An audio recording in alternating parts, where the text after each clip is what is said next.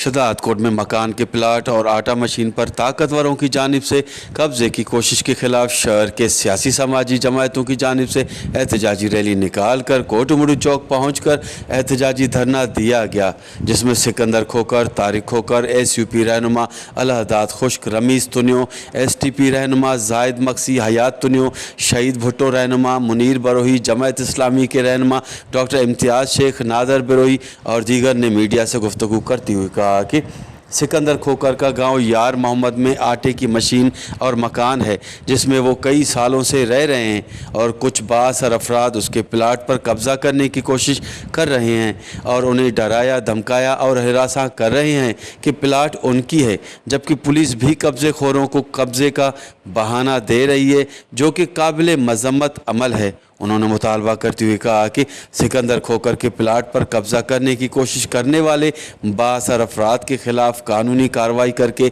मुतासरीन को इंसाफ फराहम किया जाए। जबकि दूसरी जानिब DSP शदात कोट सनाउल्लाह सियाल ने धरने की जगह पर पहुँच कर मसले की हल की यकीन दहानी कराते हुए एहतजाज ख़त्म कराया। कैमरा टीम के साथ गुलाम अली ब्रावई, वश TV शदात कोट।